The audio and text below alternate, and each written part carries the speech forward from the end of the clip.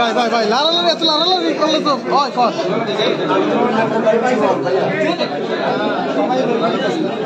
সামনে দাঁড়াইয়া এখন পিছনে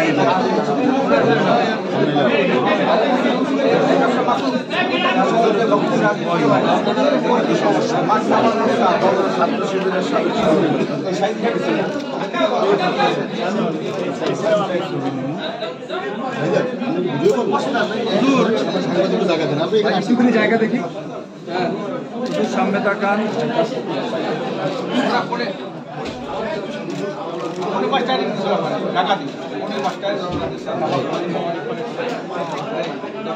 আমি শুনছিলাম 12:30টায়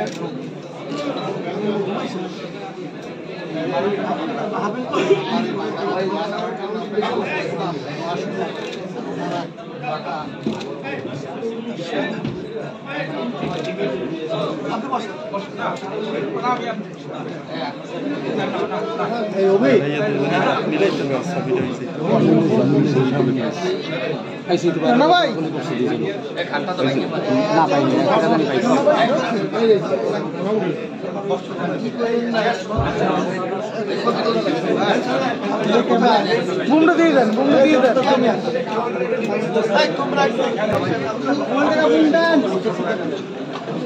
এত লড়ালড়ি করে ভাই আরো সামনে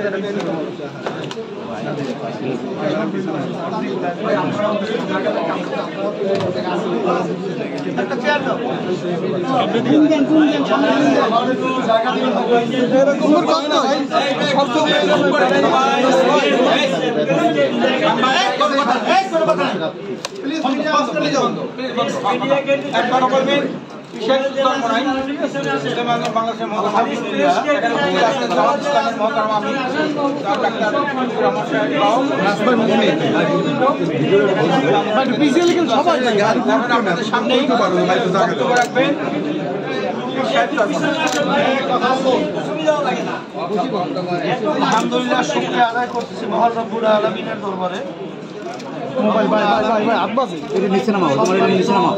মেহমানরা বিশেষ করে আমাদের বাংলাদেশ জামাত ইসলামের আমির সহ অন্যান্য নেতৃবৃন্দ আজকে তাদের বরিশালে আলহামদুলিল্লাহ সমাবেশ, সেই সভাতে তারা আলহামদুলিল্লাহ চরমনাইতে আসছেন। আল্লাহ শুকরিয়া। আজকে আপনারা মেহমানদের নিয়ে আপনারা খুশি যে আল্লাহ রাব্বুল আলামিন যেন আমাদেরকে ইসলামের পক্ষে, দেশের পক্ষে, মানবতার পক্ষে আল্লাহ যেন আমাদেরকে ভালো কাজ করার তৌফিক দান করে। আমরা সবাই একাত্রিত আজকে বাংলাদেশ 53 বছর স্বাধীনতা শেষ হয় 54 বছরে পড়েছে, কিন্তু আসলে মূলত যাদের মাধ্যমে দেশ চলেছিল আসলে এদের মাধ্যমে আমাদের জাতির যে প্রত্যাশা ছিল, যে আশা ছিল, সে আশা কিন্তু বাস্তবায়িত হয়। আমরা যেন সবাই পরামর্শ ভিত্তিক এই দেশটা যেন সুন্দরভাবে এবং ইসলামের পক্ষে, মানবতার পক্ষে কাজ করতে পারি, এই তৌফিক যেন আল্লাহ আমাদেরকে দান করবেন। এটা বিশেষ করে সকলে দোয়া করবেন এবং আমরাও দোয়া চাই সকলের কাছে। এটাই আর মেহমানরা আসছেন আমাদের পক্ষ থেকে, আপনাদের অসংখ্য ধন্যবাদ যে আপনারা আসছেন। সেই হিসাবে আপনাদের আমাদের পক্ষ থেকে আপনাদেরকে শুভেচ্ছা। আস্তে আস্তে কথা বলে আপনাদের সামনে বক্তব্য রাখবেন জামাত ইসলামের সম্মানিত আমির, জ্যেষ্ঠ চিকিৎসক জনাব ডাক্তার শফিকুর রহমান সাহেব। বক্তব্য রাখবেন জনাব ডাক্তার শফিকুর রহমান সাহেব। আসসালামু আলাইকুম ওয়া রাহমাতুল্লাহ। আলহামদুলিল্লাহ রাব্বিল আলামিন, والصلاة والسلام على رسول الله وعلى آله وصحبه أجمعين। درم শ্রদ্ধেয় এরশাদ চরমনাই ইসলামী আন্দোলন বাংলাদেশের সম্মানিত গর্বিত মাদ্রাসার সম্মানিত উস্তাদবৃন্দ, আমার সফর সঙ্গে বাংলাদেশ জামাত ইসলামের সম্মানিত দায়িত্বশীলবৃন্দ এবং মিডিয়ার সম্মানিত বন্ধু, আল্লাহ তাবারক ওয়া তাআলার শুকরিয়া যে শুধু মহান আল্লাহর সন্তুষ্টির আশায় আমাদের এখানে আসা এবং একত্রিত হওয়া। সবাইকে সামনে রেখেই আমরা বলতে চাই যে আমরা শুধু আল্লাহর জন্য পরস্পরকে ভালোবাসি। আমাদের এই ভালোবাসা আল্লাহ যেন কবুল করেন। আমাদের দেশে সঠিক কতজন মানুষ আছে এর হিসাব যেগুলো ভিন্ন ভিন্ন সময় দেওয়া হয়, একটার সাথে আর একটা মিলে না, কিন্তু আমরা ধারণা করি যে এই সংখ্যাটা 18 কোটির কম বেশি হবে। এই 18 কোটি বনি আদমের মধ্যে শতকরা 100 জনের মধ্যে 91 জন তারা নিজেকে মুসলমান হিসেবে পরিচয় দিয়ে স্বাচ্ছন্দ্য বোধ করে। কিন্তু বাকি যারা আছেন 9%, বাকি কম বেশি, তারাও দেশের মানুষ, ভিন্ন ভিন্ন ধর্মের তারা অনুসারী। এবং আল্লাহ ভালো জানেন কিছু নাস্তিক যারা কোনো ধর্মের উপর কোনোভাবেই আল্লাহর উপর সৃষ্টিকর্তার উপর ঈমান রাখে না, সেই রকম লোক থাকবে। কিন্তু সব মিলেই আমাদের প্রিয় বাংলাদেশ। ইতিমধ্যেই পীর সাহেব বলেছেন স্বাধীনতার এক 54 বছর চলে গিয়েছে, কিন্তু দেশ আমরা একটা স্বাধীন দেশ হিসাবে যে মর্যাদায় থাকার কথা সেটা আমরা পাই। এবং এটার মূল কারণ হলো দুটো জিনিস আমরা সবসময় বলে থাকি, একটা দুর্নীতি আর একটা দুঃশাসন। যেখানে আল্লাহ তাআলার দেওয়া বিধান থাকবে না, দুর্নীতি সেখানে অবশ্যম্ভাবী, দুঃশাসনও সেখানে দুর্নীতির হাত ধরে আসবে। এই দুই যন্ত্রণা থেকে মুক্তি পাওয়ার একমাত্র পথ হচ্ছে আল্লাহর বিধান। সেই আল্লাহর বিধানের উপরে যারা আমরা বিশ্বাস করি, আমি বিশ্বাস করি যে 91% মানুষ বিশ্বাস করি। নামাজের বিধান যে আল্লাহর জন্য আমরা মানি, সমাজের বিধানও সেই একই আল্লাহর জন্য মানতে হবে যদি আমরা নিজেকে ইমানদার হই। তো নামাজে আল্লাহর বিধান মানলাম, সমাজে আবার আল্লাহর বিধান মানলাম না, তাহলে কিন্তু আল্লাহকে পরিপূর্ণভাবে মানা হবে। এবং এই ক্ষেত্রে আল্লাহ তাআলার কঠিন হুঁশিয়ারিও আছে। আল্লাহ তাআলা বলেছেন তোমরা আমার বিধানে কিছু মানবা, কিছু অস্বীকার করবে, এই এখতিয়ার তোমাদের দেওয়া হবে। এরকম যারা করবে দুনিয়ায় তারা অপমানিত লাঞ্ছিত হবে, আর আখিরাতে তাদের জন্য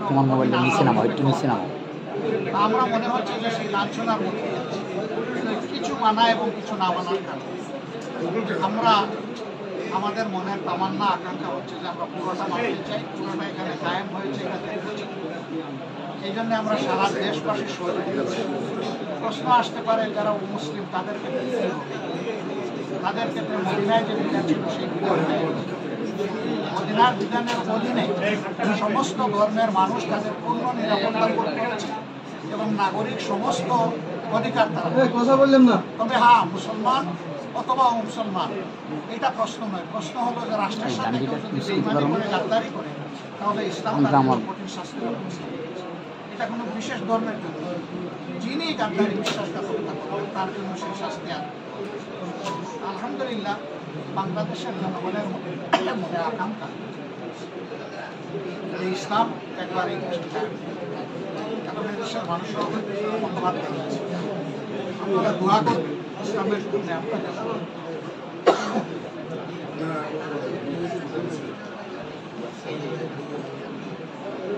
আল্লাহ তাআলার পবিত্র এই বিধানের জন্য, ইসলামের জন্য আমরা যেন দিলটাকে উদার পরস্পরকে সারা দেশবাসীকে আমাদের দিলে যারা আমরা ইসলামকে আমরা যেন ধারণ করতে পারি। এবং মনে রাখবেন ইসলামটা শুধু জামাত ইসলামের না, ইসলামটা শুধু ইসলামী আন্দোলনের না, ইসলামটা আল্লাহ তাআলা দিয়েছেন সমস্ত মখলুকের জন্য এবং বিশেষভাবে মানব জাতির জন্য। সুতরাং মানব জাতির ভিতরে যারাই আছে তারা সকলে এখান থেকে উপকৃত হওয়ার তাদের সুযোগ আছে। তবে হ্যাঁ, এখান থেকে উপকৃত হতে হলে কমপক্ষে একটা শর্ত অবশ্যই পালন করতে হবে, সেটা হচ্ছে আল্লাহকে ভয় করা। আল্লাহকে যারা ভয় করবে কেবল তারাই এখান থেকে উপকৃত হবে, অন্যকে উপকৃত হতে পারবে। আমরা আল্লাহর ভয়ের ভিত্তিতে একটা সমাজ আমরা দেখতে চাই। আমাদের এই সম্মিলনকে আল্লাহ তাআলা এটা শেষ নয়, এটা শুরু হিসাবে কবুল করে আল্লাহ যেন একসাথে তার প্রিয় সাজানো বাগানে জান্নাতেও যেন আমাদেরকে আসে। আমিন। সেই দিন যেন আমরা পরস্পরের সাথে ভাই হিসাবে মুলাকাত করতে পারি। আল্লাহ এই প্রতিষ্ঠান আজকে আমরা এসেছি, আমাদেরকে ভালোবাসা উপহার দিয়েছে। আমরা আমরা আল্লাহ তাআলার দরবারে দোয়া করি এর বিনিময়ে আল্লাহ তাআলা এই প্রতিষ্ঠানের স্থায়িত্ব, মর্যাদা দুনিয়া এবং আখিরাত দুই জায়গায় আল্লাহ তাআলা দান করুন এবং দিনের এই মাহফিল থেকে আল্লাহ তাআলা সাহায্য করুন যাতে দিনের আলো চতুর্দিকে ছড়ায় পড়ে সারা বাংলাদেশ উন্নত পথে আলো। আল্লাহ তাআলার দরবারে দোয়া করে আপনাদের সকলের সুস্বাস্থ্য এবং আল্লাহর দরবারে সার্বিক কল্যাণ কামনা করে আমিরুল আক্তার, আমি বাংলা ভিশন থেকে বলছি, একটু বলতে চাচ্ছি আজকে এই বাংলা ভিশন বলছি, একটু কথা বলতে চাচ্ছি আজকে এই মিলনমেলা আপনাদের মোবাইল কিন্তু বার্তা দিনের কি উদ্দেশ্য একটু বলুন। আমরা বলে দিয়েছি ইতিমধ্যে আমাদের উদ্দেশ্য আল্লাহর জন্য, আমরা এর বাইরে আমাদের এই মিলন মেলাটা শুধু আল্লাহর জন্য, যেটা অটুট থাকবে কিনা শেষ পর্যন্ত রাজনীতির মাঠে, সেটা বলছি রাজনীতি এখন যে রাজনীতি আল্লাহর জন্য যে ভালোবাসা সব জায়গায় থাকবে ইনশাআল্লাহ, সব জায়গায় থাকবে। আচ্ছা, আলোচনা হচ্ছে কিনা আপনাদের ঐক্যবদ্ধ হওয়ার বিষয়ে?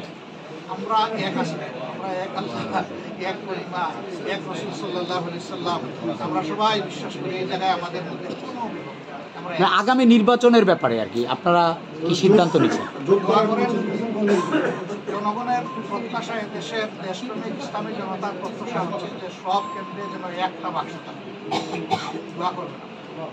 আমরা কি তাহলে ধরে নিচ্ছি যে আগামী জাতীয় সংসদ নির্বাচনে ইসলামী যে সংগঠনগুলো রয়েছে রাজনৈতিক, তারা একসাথে দলগুলো একসাথে ধরে নেবেন কেন? আপনারা দোয়াও করতে থাকেন, আমাদের দলটা হবে, আপনাদের সহযোগিতা লাগবে, আপনাদেরও সহযোগিতা আমিন।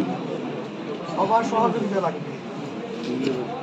আমির জামাত, আমি সমকাল থেকে বলছি, আমার নাম মনিরুজ্জামান। সংস্কারের কাজ চলছে, বিএনপি বলছে নির্বাচন জুন জুলাইয়ের ভিতরে একটা চাচ্ছে, আপনারা কি চাচ্ছেন?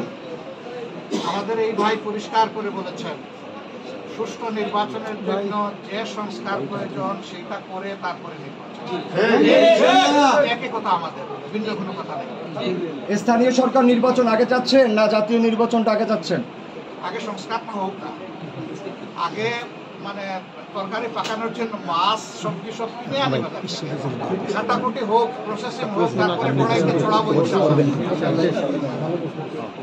দেশের বিরুদ্ধে বিভিন্ন ধরনের কথা বলছে সাবেক স্বৈরশাসক নামে যে আপনারা আখ্যা দিয়েছেন সেই আওয়ামী লীগ, আপনারা কি বলবেন? দেশকে অস্থিতিশীল করার জন্য তারা নাকি পায়তারা করছে, এরকম মন্তব্য আসে, আপনি কি বলবেন? মন্তব্য করবো কেন? তারা তো ইতিমধ্যে দৃশ্যমান হয়েছে তাদের সেই সমস্ত ষড়যন্ত্র নিয়ে। আল্লাহ রাব্বুল আলামিন তাদের সকল ষড়যন্ত্র অতীতে ব্যর্থ করেছেন, আগামীতে ব্যর্থ হবে। ভারত প্রসঙ্গে একটু বলেন, ভারত যে কাঁটাতারের বেড়া দিচ্ছে সেখানে মুখোমুখি অবস্থায়, এই অবস্থায় আপনার দলের পক্ষ থেকে কি বার্তা আছে? আপনারা বিষয়টাকে কিভাবে দেখছেন? কতটুকু সুসম্পর্ক হওয়ার সম্ভাবনা আছে জামাত সহ? ভারতের ব্যাপারে আপনারা জানতে চেয়েছেন, ভারত আমাদের প্রতিবেশী। ধরে নেন যে আপনার আমার ঘর পাশাপাশি, আমরা কি কাঁটাতারের বেড়া দিয়ে বসবাস করি না? পরস্পরের জন্য পরস্পরের দুয়ার খোলা থাকে না? থাকে। আমরা ভারতের কাছে সেইটা প্রত্যাশা করি। কাঁটাতারের বেড়া এখন নেই, বহু আগ থেকে শুরু করেছে, দেওয়া অব্যাহত আছে। এটি আমাদের মূলত যেন পররাষ্ট্রনীতির কাছে একটা প্রশ্ন, আমরা এটা সামনের রমজান, দ্রব্যমূল্য কতটা নিয়ন্ত্রণে আছে বলে মনে করেন? আরো স্বাভাবিক হওয়া দরকার কিনা? অবশ্যই প্রত্যাশা তো থাকবে যে আরো স্বাভাবিক হোক, আরো সহনীয় হোক, দ্রব্যমূল্য আরো কমে আসুক, এটা তো সবার প্রত্যাশা। আমাদের সেই ক্ষেত্রে উদ্যোগ নেওয়া, বেসরকারিভাবে যে সমস্ত উদ্যোগ নেওয়া দরকার সেটাও নেওয়া হোক, কারণ দেশটা তো শুধু সরকারের না, দেশটা আমাদের সবার। এই জন্য সকলের আন্তরিক প্রয়াসটা এক মোহনায় মিলিত হয়ে অন্তত একটা বঙ্গোপসাগর তৈরি করবো, আটলান্টিক মহাসাগর নাই করবো। পীর সাহেবের কাছে আমাদের একটু জানতে চাই যে সামনের নির্বাচন নিয়ে আপনার ভাবনাটা কি, একটু আমাদের বলবেন? আলহামদুলিল্লাহ, সেটা তো আমরা আগে পরে সবসময় পরিষ্কার বলেছি। আমাদের ভাই যে কথা বলেছেন, কথা আসলে বাস্তবতা এটাই। আমরা আসলে আগে থেকে বলে আসছি যে ইসলামের পক্ষে যেন আমরা একটা বাক্স পাঠাতে পারি। এই প্রচেষ্টা আমাদের আগে পরে চলছে, এখনও চলছে। আপনাদের সবাই সহযোগিতা এবং দোয়া চাচ্ছি, কারণ 53 বছরে আমাদেরকে ইসলামপন্থী রাজনৈতিক মাঠে যারা আমরা আছি, বিভিন্ন কৌশল আমাদেরকে তারা দূরে রেখেছে। আসলে এখন এই 53 বছরের পরে 5ই আগস্টের পরে আমাদের দেশে যে নতুন স্বাধীনতা আমরা পেয়েছি, এর মাধ্যমে আশা করি এখন ইসলামের পক্ষের একটা ভালো ক্ষেত্র তৈরি হয়েছে।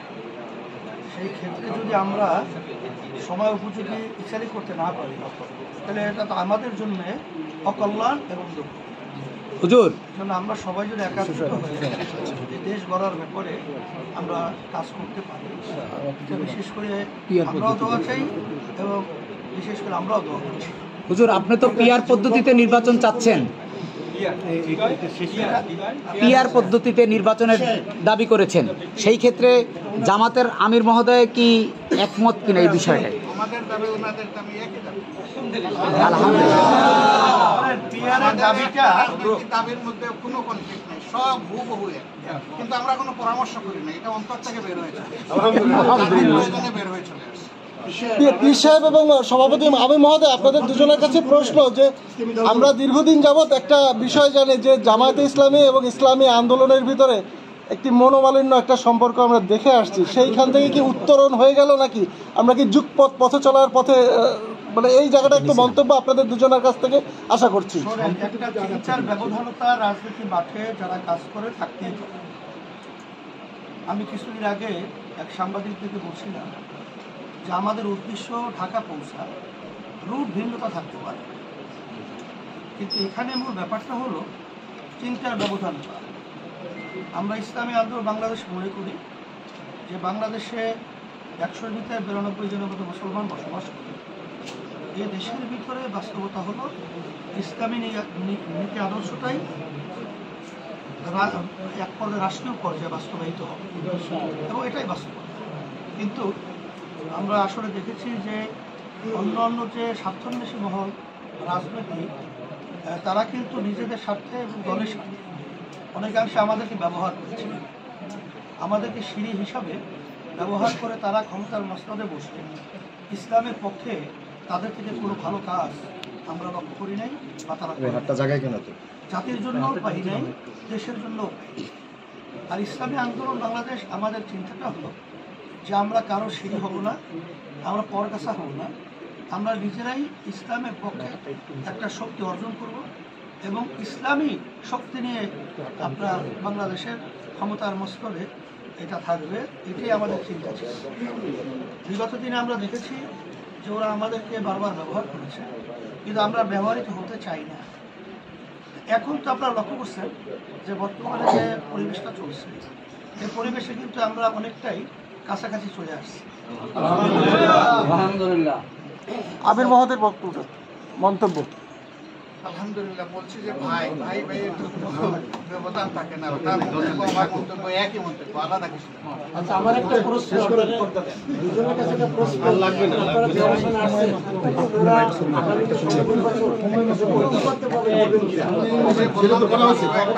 আগামী আমার হয় সব প্রশ্নের উত্তর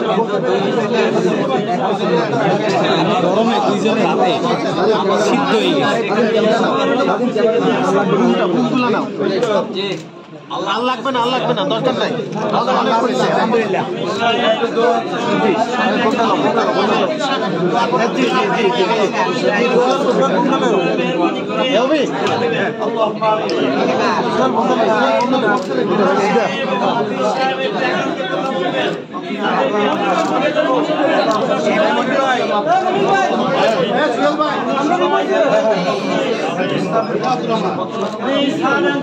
আমাদের কাজ করতে পারি তৌফিক দান করুন। আল্লাহ আমাদের ভিতরে আপনার মহব্বত, আপনার প্রিয়জনের মহব্বত, আপনি আমাদের দেশের ভিতরে মানবতার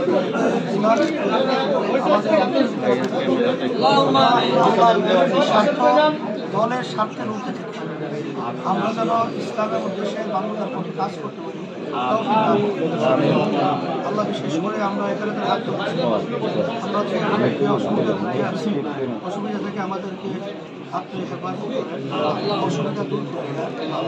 আল্লাহ আমাদের যত শত্রু ইসলামের মধ্যে দেশের পক্ষে মানবতার পক্ষে ওদের নসিবে হিদায়াতের হেদায়াত দান করেন। তাহলে আপনাদেরকে ধ্বংস করে দেন। সুবহান রাব্বিকা রাব্বিল ইজ্জাতি আম্মা ইয়াসিফুন ওয়া সালামুন আলাল মুরসালিন আলহামদুলিল্লাহ। আপনারা একটু মেহরবানি করে একটু দূরে আমাদের আমির মোহতারাম আমির